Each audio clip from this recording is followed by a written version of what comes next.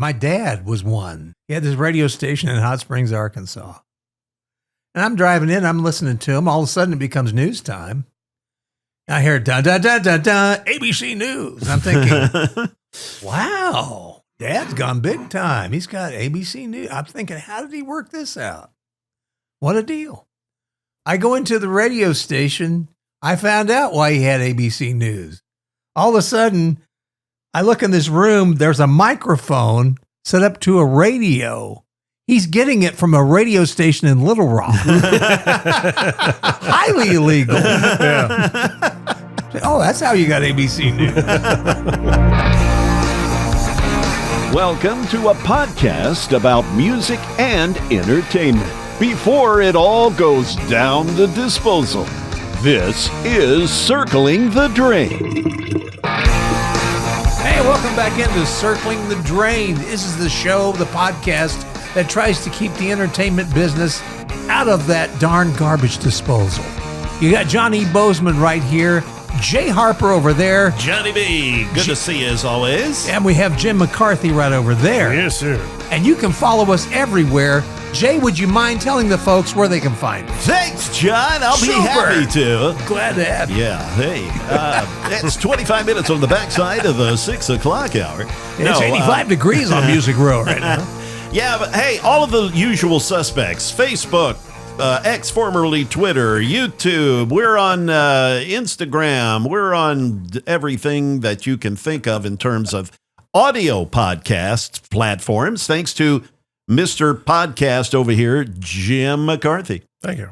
Or we know him, Chris. Yeah. Chris Yeah. McCarthy, Chris Paul McCartney, Jenny McCarthy. Why not? One thing I like about us guys, we don't, we've been working together a while. I've never seen one of us melt down. No. We have fun with this. I do. Yeah, you can't take yourself too seriously, but that's well, not Jay, always the case for others. Yeah, like radio. Yeah. Oh, gosh. Yeah. We've all been around those that, thought they were the only reason the station existed.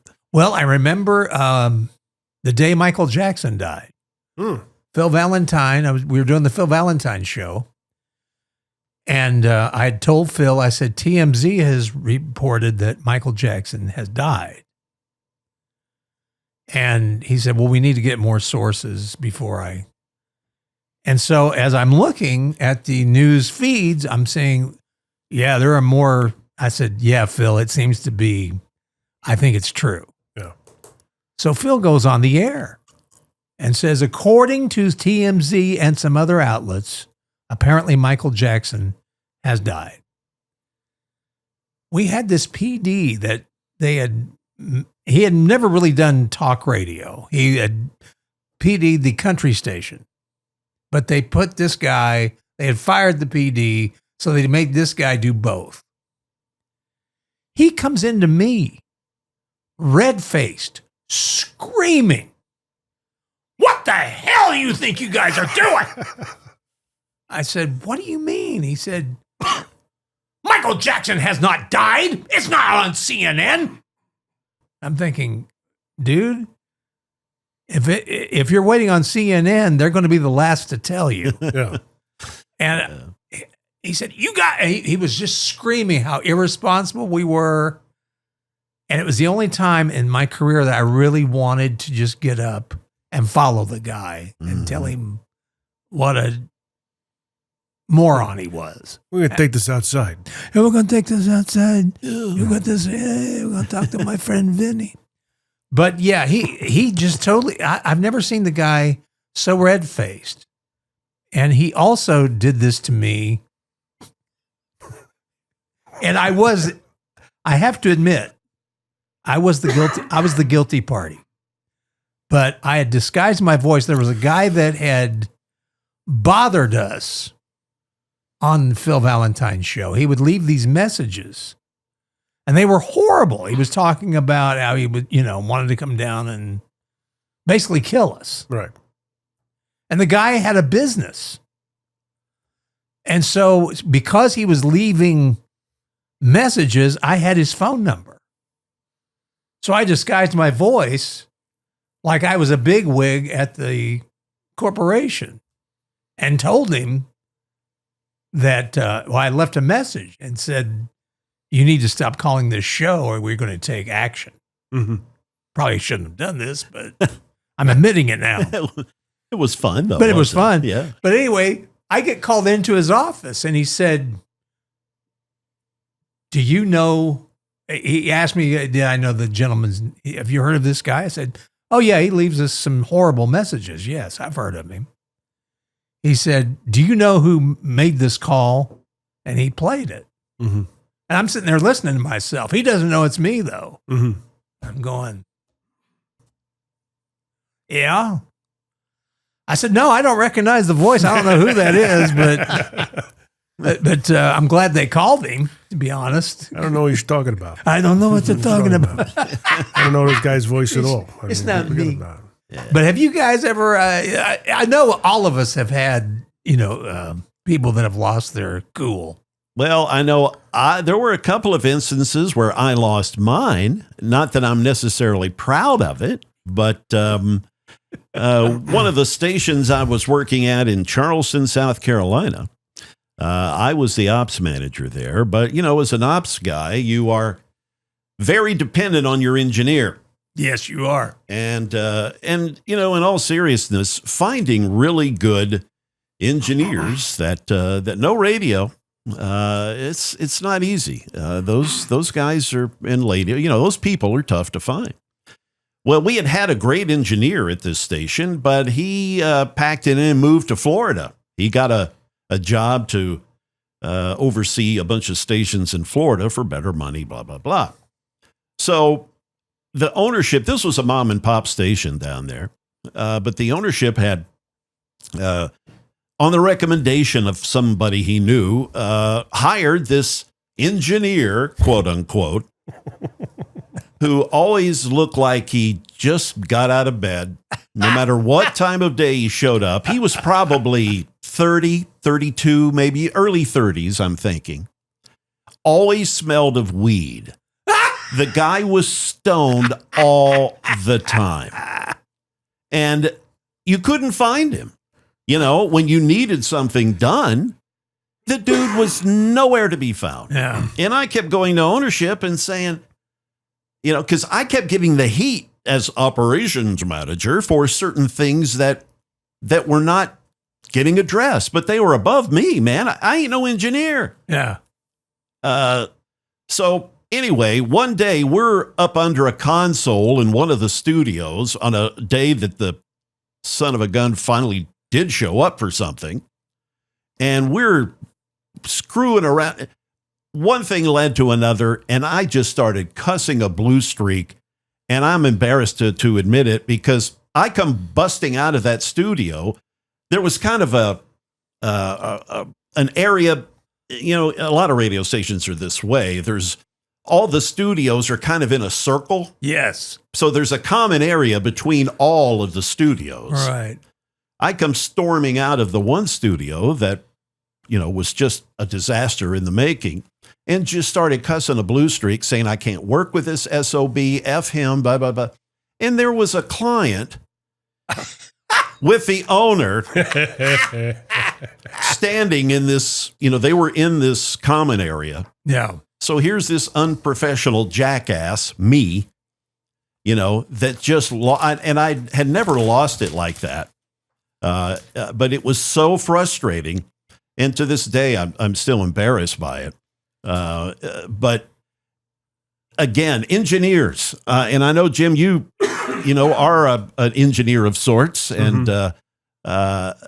did you ever have confrontations, let's say, with the on-air personnel? Well, I just can't. Can you picture him? I just can't picture Jay losing it. I mean, I'm a pretty, and that's one thing my wife will admit about me, that I'm very even keeled. Yeah, but I had finally just, I couldn't take it anymore. Yeah. The guy was so incompetent and such an undependable jackass. Yes. That I had it. I just had it, And the owner, I later apologized to him. I apologized to the person that witnessed this idiocy. Yeah.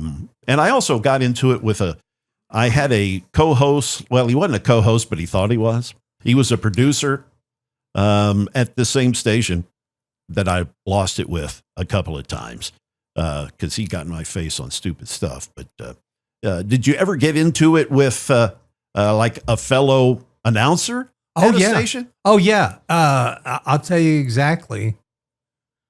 God bless her. But Pamela Furr. Yeah. Pamela Furr got me one time. I really lost it with her.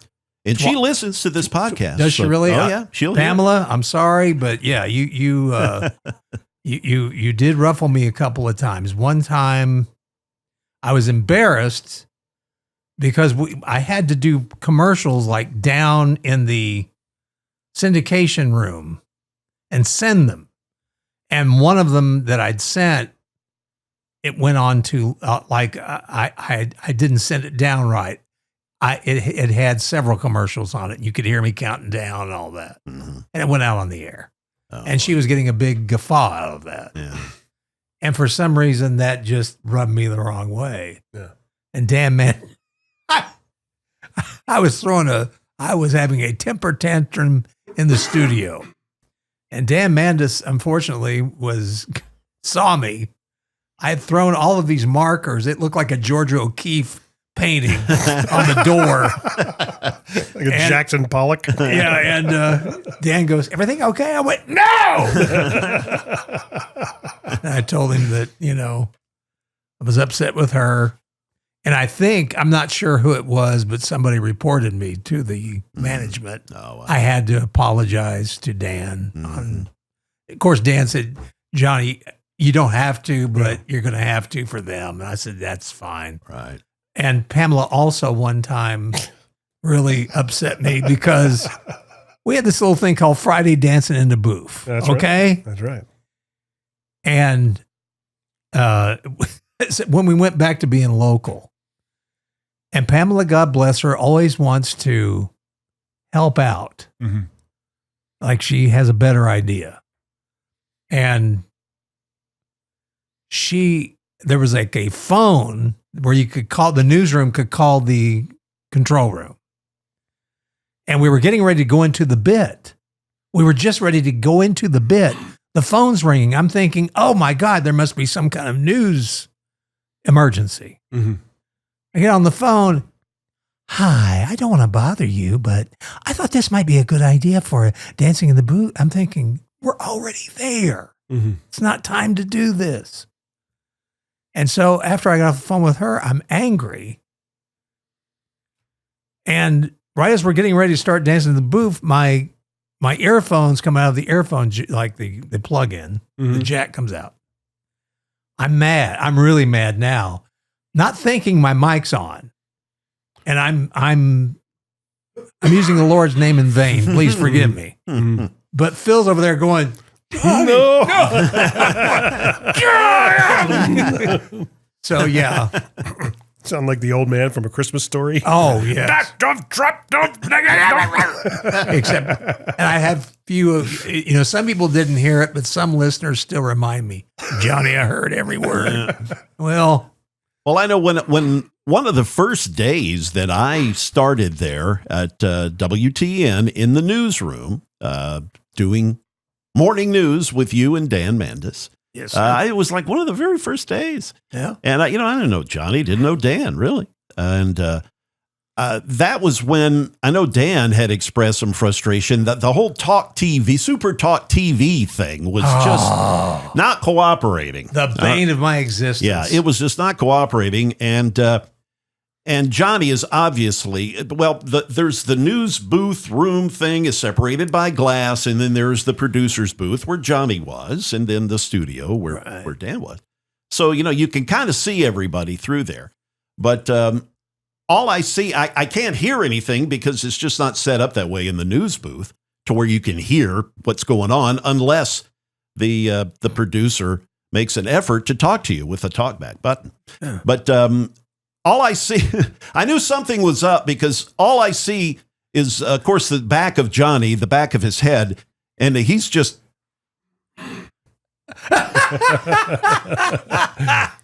Jay is making wild arm movements. I'm making wild. So he's going, and I'm like, wow, and I'm thinking, man, that Johnny B, he seemed like such a calm guy, but he's in there going absolutely ape, and. Yeah, so I knew something was up. Again, that Super Talk TV, and then later in the morning, Dan came in and was cussing it, saying, "I'm trying to put on a show and not worry about this damn TV." Oh yeah, Dan would always. Well, and the problem was we didn't get trained with that properly. Right. They just threw it at us, and the thing was full of bugs. It never worked properly. And I can't tell you how many times I wrestled with it. Probably the reason I was let go. What was the purpose of it? What did it do? Well, you're supposed to they just basically have cameras in the studio, and yeah, there's one in the news booth. There's one in the producer studio. A couple actually in the talk studio itself. But nothing ever worked. Like you'd set it all up, and you'd be in the middle of a broadcast. All of a sudden, one of the cameras would go out, or it was just constantly something going wrong. And I remember one morning, everything was going wrong with it. And I came in to tell Dan. Dan was hilarious because he goes, "I'm trying to run a show here. I can't worry about what's going. I don't care. I don't care. Get it fixed. Just don't bother me with it." I don't know. All right. And so from then on, and so one time it screwed up, and Dan goes, "Something was wrong with the Super Talk TV. Why didn't you tell me?" I said, "Because the last time you about took my head off." But yeah, Super Talk TV, man, that thing drove me nuts, and I always wonder if that may be why I got let go, because I was always having trouble with it. Who knows? But yeah, the days of worrying about, what you look like or what have you on air. Oh, I know. Are gone. Yes, they are. Well, like right here. We have to comb our hair. We have to comb our hair. I know, man. I shaved and showered for this. Maybe we should start changing shirts and stuff. Yeah. No, nobody cares. How many clients are like, "Well, I need to change." I'm like, "You can do that, but really, nobody cares."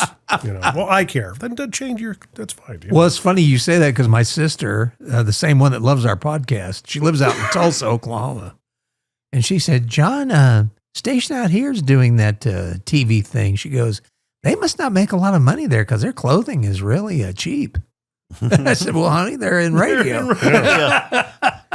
Combine a whole bunch of emotional and egotistical people in one place, you're bound to get some meltdowns. So, Jim, I know you've seen some meltdowns in your life. We'd like to hear about them. Well, being in production as a majority of my career, we were always, typically not so much in the last building where I was here in town. We had a very harmonious culture with sales and production and programming for the most part. But, typically in any given radio station between sales and programming and production, wide chasm. Yeah.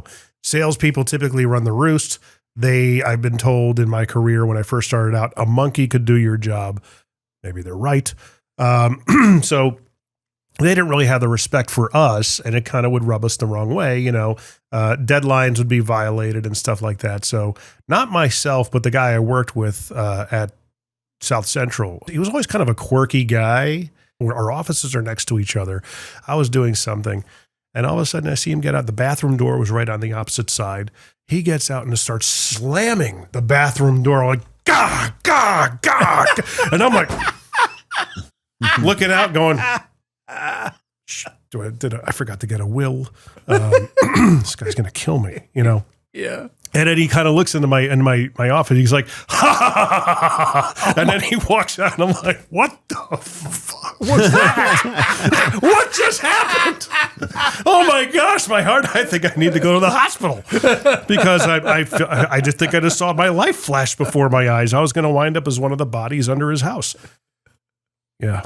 Oh man, I remember production people mostly. Yeah, very angry people. But also PDs. I remember when I worked in music radio, working with Phil Valentine and Terry Hopkins at WLAC.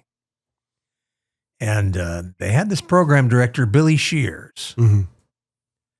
Billy was a hothead. Mm-hmm. And Terry and Phil never liked the temperature setting in the in the studio. So they had this plastic thing over the Thermostat. thermostat. Yeah. Thank you. And try to keep people from touching it. Well, I had figured out, like, because I was working overnights at the time and then produced their show afterward. But I would take a pin, because the pin would go through because there was an opening, a small one, but I could turn the heat off, or, turn it off or on. Also could move the thermostat a little bit. You found a hack. I found a hack. Yeah. So one day I'm watching Terry and Phil, and they broke it. And I said, guys, why did you break it? They said, well, we were trying to get it. I said, you don't have to do that. And I showed them the pin. They went, oh. So they tried to put it back up, but you could tell it was broken. Billy comes in. And there was a whole group of us on this morning show. It was Chris Kelly, who now works for the police department here, with Don Aaron, spokesperson. Also, Charlie Matos, who is now with Bill Cody on Okay. WSM. And me and Phil and Terry. And Billy comes in and says, who broke this? And everybody's playing stupid, Oh. He said, I'm going to find out who broke it. And he's starting to lose it. Billy's turning red. I'm going to find out who broke this. I'm going to take it out of their salary. And then Charlie, God bless him, Charlie always tried, well, Billy, it can't be that expensive. Oh, we want to take it out of your salary. He leaves the room. Billy was always like that. Phil drove Billy absolutely nuts because he would, Phil, I don't care where it was, but when we were doing talk radio, Billy became the PD for WLAC AM after losing his job at WLAC FM. And Phil and I were not real happy about it. We didn't know it was him. Because they told me when I went in for the interview, they said, we're going to send you to see the PD. I said, okay. I didn't know who it was going to be. And the chair was turned to the wall, so I couldn't see who it was. Turns around, it's Billy. Mm-hmm. I'm thinking, oh, God, we got to go through Billy again. So anyway, anytime, for a while, Phil was notorious, and I think I've talked to you guys about this on a previous podcast, but Phil was notorious for coming in right on time. I mean, the music was going, the theme music, it'd be going. Phil walks in nonchalantly, hits his, briefcase open, puts on the earphones, waves at me. And while I'm in there, Billy's going, where the hell is he? He'll be here. Yeah. And he would drive Billy crazy because when we first got together, Billy said, we need to have production meetings. He said, now, Phil, when can we have these production meetings? This is Phil Valentine. So the show starts at 3, right? Yes. All right. Let's start at about 2:50. And Billy, knowing he can't fight with him, okay. We had two production meetings. That was it. Another time we got in trouble with Billy was, it was hilarious. When we first started the talk show, Billy had put together these stupid traffic sounders. They weren't the typical radio, dun, dun, dun, dun, here's the traffic. He had songs. Like one would be Amy Grant, put up a parking lot. Right. Or, B-52s, Love Shack. I've got a Chrysler. It's as big as a whale. Well, it was that one that Phil and I start going into gay talk. Like we're gay guys. Yes, it's as big as a whale. And we start talking about, and we're doing, well, we got a lot of complaints. And there was an operations manager, Charlie Quinn. I'll never forget him. Great guy.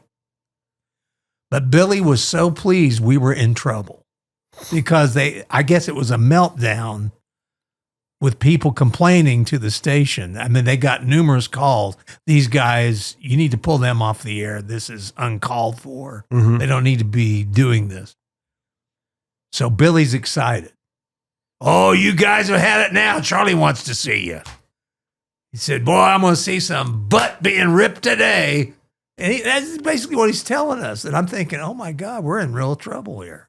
Mm-hmm. So we go sit down. And Billy was like Larry Tate, you know? So Billy's all ready for the butt chewing that we're going to be getting. And you could just see him. He's out for blood. Mm-hmm. Charlie's sitting there and he goes, meeting starts and he goes, Did you gentlemen today make fun of the tune that was playing for the traffic sounder? Yeah, we did. I said, were you acting like you were gay? Went, yeah, we did. Well, here's the deal. Keep it up. The numbers are great. I don't care. And Billy, you could see Billy's face just go, what? He was hoping for it. Charlie was like, man, I dig what you guys are doing. Don't let those calls. He said, that tells me it's working. Yeah. So don't, but yeah, Billy lost it. Man, how many? That's a rare ops guy, PD, or whoever Mr. Quinn was. Oh, he whatever was great. position he had. Can you imagine that happening today? Hell no. No. Yeah. Oh, I saw Phil yanked off the air one day. Charlie Cook, who I really like. I really like Charlie. But Charlie, the show wasn't over. I really didn't have a best of ready. All of a sudden, Charlie just bursts in and goes, get a best of on now. It was like 3 minutes to go till we came back on. I had to search for audio to play. They yanked Phil off. They suspended him for a week because he had gone on Twitter and had basically gone out. He was going after a politician that was going after another politician for I forget what it was about, but this guy was just as guilty as the politician that he was damning on Twitter. And Phil kind of razzed him on Twitter. And I don't know who it was, but somebody either in charge, I don't know whether it was Charlie or Dan, told him to apologize to the guy on Twitter. The reason Phil got suspended was that he had apologized. That's why he got suspended, because the apology had set off this. Somebody from this guy's office had called New York, Atlanta, all the cumulus. Yeah. So yeah, Phil got yanked off the air, and it was bizarre because you talk about scrambling. I don't have anything ready. We're in Vegas one time, and we had a guy, engineering department.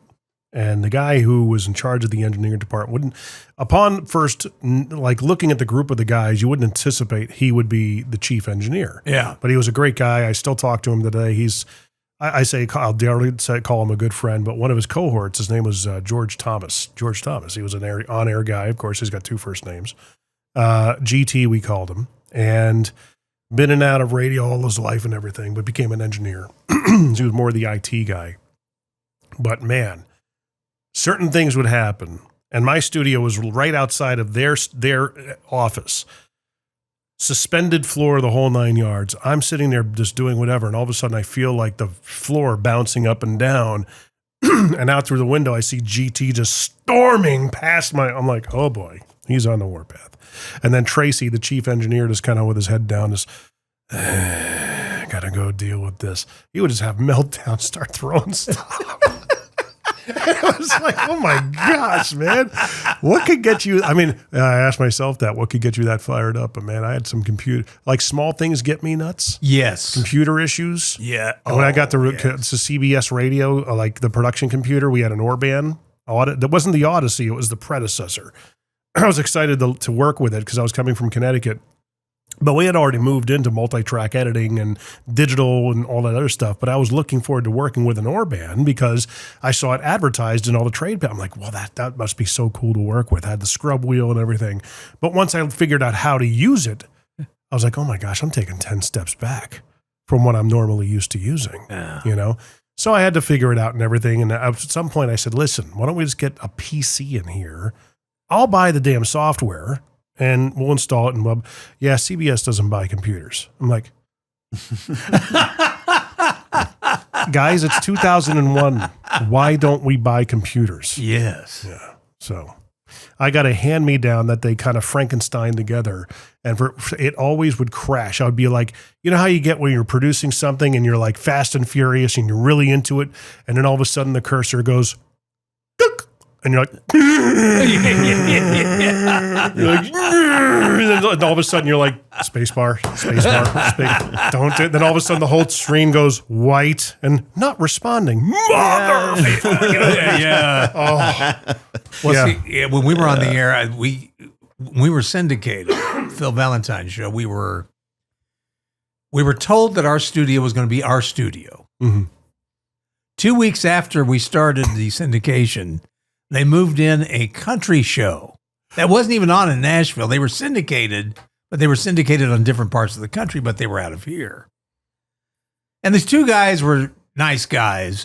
I didn't have a problem with them. The problem I had, because the two shows were so different, and I knew that that was the reason the computer was acting the way it was, because we would go to a break. And anybody that knows that, syndication, it's got to be perfect. Yeah. It's got to be. Got to hit your marks, man. Well, this computer would jump. It would jump from the stinger to the, it would all of a sudden start playing the bumper tune back in when it was supposed to be silent. And this went on for a while, and I was seething inside, but I kept going to management saying, something needs to be done because I'm about to lose my mind. And I kept telling them, I think it's because this show is using the same computer as we are, but because everything's different, the computer can't, it's screwing the computer up. Oh no, that's not the problem. Mm-hmm. It finally did it. It was 3 weeks in. I lost it. And the poor assistant program director, God bless him, I loved him to death. Young guy. But I backed him to the wall. And I said, if this doesn't get fixed today, I said, I'm taking it out on you. I don't care about my job anymore. I'm taking you out. Parking lot, 3 p.m. Oh, we'll get it solved. And I said, and he was the one that kept telling me, it wouldn't be the other show. And then finally he goes, I think it's that other show that's causing that to jump like that. Yeah. It reminds me, John David Wells, does that ring a bell? Does not. Okay. Sorry. Well, he's he and I worked in Vegas. He was a board op, frustrated radio guy that, was kind of, he had a very successful career, but all of a sudden found himself relegated to being a board op. And then that sounds familiar. Oh, it does. Sorry. Yeah. I didn't mean to sound that way. That hit home, buddy. But I mean, in radio, it happens. It does. And he basically, he would do a talk show and stuff like that on the weekends. But I guess he would go into the talk show studio and tweak the Symmetrix 52080, the mic processing. Yes. And not put things back. And it would that's drive, never good. It would drive the engineer nuts. And like Tracy, the chief engineer, again, I'm sitting there, I'm in my little fishbowl doing my thing. And all of a sudden I hear yelling.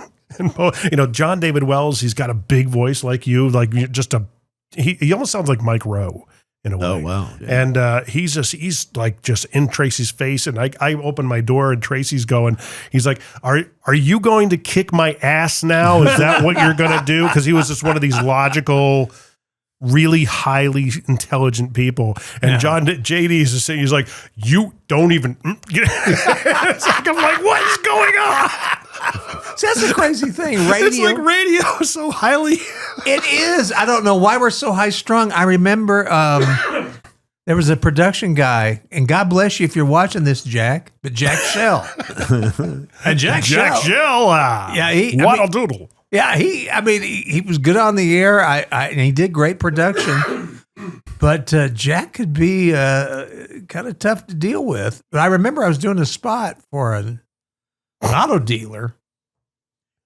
And I'm looking at the spot, and there, of course, at the end of it, they have a disclaimer. And I said, do I have to read the disclaimer too? Oh, hell no. We'd be here all day. I'm thinking, golly, man, all you had to say was no. You didn't need to, criticize me. Dial it back. Dial it back, Brother Jack. Jack was really high strung, though. One time he was in the station and he was convinced that he had a kidney stone. And we all kept trying to tell him, Jack, you don't have a kidney. I kept telling him, if you have a kidney stone, you'd be on the ground. You wouldn't, you'd be writhing in pain. Yeah. I'm telling you, I have a kidney stone. So, all right, doctor. So anyway, I even called my wife at the time, who was a nurse. I said, can you tell him he does not have a kidney stone? She did. Still didn't get through to him. So later on in the day, it was me, a gentleman that was a radio broadcaster here named Scotty O'Brien, who now is in country, I think working at a record label. Mm-hmm. He was outside. He was eating cake, and this was a time when I smoked cigarettes, and I was smoking a cigarette. We're out on this smoking deck, and out walks Jack Shell. And all he says to us was, shingles. And Scotty goes, cake. I went, cigarette. Screw you guys. Goes back. Well, let's be honest. So much of the frustrations in radio are because your ownership is so cheap that they won't get you, like you were saying, we don't buy computers. 2001. Yeah. I work for not in the budget. I worked for a station, and an owner who was a good guy gave me a break when I was 19 years old in radio. And, but he was so cheap, back in the days of the cart machines, you got to clean those things. Oh, yeah. And there are long Q-tips, if you will, that were used for that. He didn't buy those things. He would buy cotton balls and make you tape them to a pencil. Oh, my gosh. And that's how you would clean the heads and the rollers on the cart machines.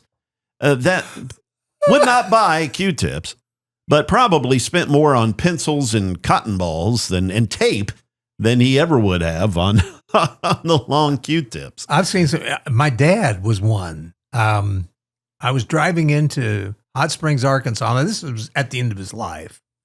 He had this radio station in Hot Springs, Arkansas. And I'm driving in, I'm listening to him. All of a sudden, it becomes news time. I hear, da, da, da, da, da, ABC News. And I'm thinking, wow, Dad's gone big time. He's got ABC News. I'm thinking, how did he work this out? What a deal. I go into the radio station. I found out why he had ABC News. All of a sudden, I look in this room. There's a microphone set up to a radio. He's getting it from a radio station in Little Rock. Highly illegal. Yeah. Oh, that's how you got ABC News. That's funny. That's great. My father. We were, my studio in Vegas was adjacent to KLUC's production studio and their air studio. It was like directly in front of me. It was like a T-shape, two studios and their big air studio.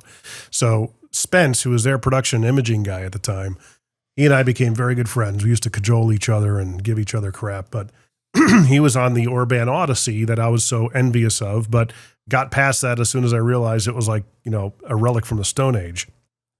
But he used to still use it.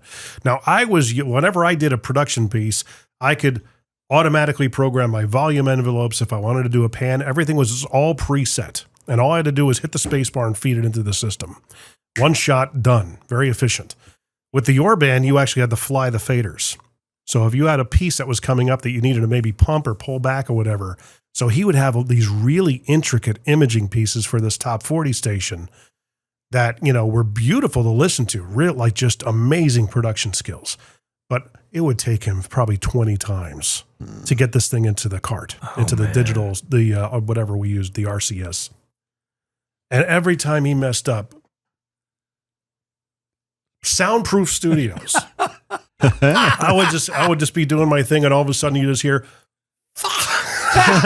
coming through as I'm like, because he would blast it too, and I knew exactly what he was doing. He would have the speakers cranked, getting really into the moment, and as soon as you'd hear the speakers come off, you'd hear the inevitable F word flying through the air. And I was like, yeah, he's working on. I would just go out there and be like, open the door and be like, you all right there, buddy? You need to take a walk around the building, maybe? You need me to get your milkshake? You all good? Well, we also had, you talk about meltdowns, I worked in Birmingham, Alabama. There were two stories I got to relate to you guys. One, we had a New Year's Eve show with Hank Jr. Mm-hmm. It was a big show. It had Hank Jr., The Outlaws, which was a Southern rock band at the time, Greengrass High Tides. Leon Everett was there. Dickie Betts Band was there. Wow. Yeah. I can't remember who all was there. Oh, yeah, Wet Willie. I mean, it was a great show. I mean, it was a great concert. On smiling. Well, we had a station promotion where you could have dinner with Hank's band, the Bama Band. And so we go into this restaurant, and it was only supposed to be the Bama Band and our two listeners, 4 listeners, and me and Brother Dave White, who was on the AM, I was on the FM. That was supposed to be it. That was what they had budgeted for. Well, as the night went on before the show, I wasn't paying attention. I was talking to different people, wasn't paying attention. Dave kind of nudges me and he goes, "Have you noticed how many people are in the room?" And I went, "No." And I looked and went, "Oh my God, it's full." He said, "Yeah, the Bama Band has invited all their friends, their wives. Station's paying for all this." I went, "Oh." And of course, it wasn't a good, Monday morning was not a happy time. Yeah, it was not a trade out, right? Yeah. Not radio. Well, yeah. And then another time it was, we had the salesman, Davis Hawkins. Davis had the perfect hair. He had this, the suit, the designer suit. This dude, you could tell came from money. Oh, so he wasn't Herb Tarlick. No, well, he had a little Herb Tarlick in him. Okay. He had a little Herb Tarlick in him. But Davis really became a fan of David Allen Coe. And so he comes to tell me, he said, "You won't believe what I've done." I said, "What'd you do, Davis?" He said, "I got David Allen Coe booked at the Rusty Spur." It was this club that was north of Birmingham. I said, "Really?" He said, "Yeah." He said, "And what's he like? He's kind of like John Mellencamp, right?" I went, "No." I said, "What's David Allen Coe like?" I said, he's a biker." He said, "Really?" I said, "Yeah." I said, "He did prison time." I said, I wouldn't say he's John Mellencamp. Mm-hmm. Don't tell him that, at least. Yeah, don't. I still remember Davis coming back from backstage with David Allen Coe. I've never seen a guy so scared and so white. He was pale. He said, "My God, man, those guys scared me." I said, "What was wrong?" He goes, "He had some big dude named Bear I guess he was one of the Outlaws motorcycle gang." He said, "He was looking at my wife like he wanted her." And I said, "Well, he did." Probably. And the bad thing was, David did come back, and actually the show was a big success. We had because we had a great promotion. We're going to take you on a cheap thrill and take you on the ride to the David Allen Coe show. and the show was sold out, all that. Coe came back about 6 months later, did another good show. The third time he came back, we had a problem. David Allen Coe had just gone through a divorce, and he was not in a good mood. And the club owner was videotaping the concert. And David gets on stage and says, I forget the owner's name. He said, "Oh, so-and-so," he said, "he's taping the concert tonight, and he's going to try to sell these videos to the audience." He said, "But he told me not to cuss." So he said, "Every time you hear me use the F word," which he said the word, every time you hear me use the F word, it's going to cost him effing so much amount of money. And so I'm not going to say the F word very much tonight, but if I do say the F word, you can effing believe that it's going to effing cost him a lot of money to effing get that cut out of my show. But that wasn't the end of it. When David did his encore, he did 3 of the songs from his 2 X-rated albums as encores. I have never heard, when I was leaving the club, you had bikers and college kids that just were thrilled that he did that. But on the other end, you had all these old country fans. I'm calling that radio station Monday morning. I can't believe what we just heard. So yeah, that was some of our adventures in radio, David's ladies and gentlemen. Revenge. But anyway, we've got a lot more to share with you on our next podcast. We've got some guests, I promise you, coming to Circling the Drain. Follow us, like us, tell us what you want, tell us what you like, tell us what you don't like. We will hear from you, and we listen to you too. We'll see you next time with the Triple J's on Circling the Drain.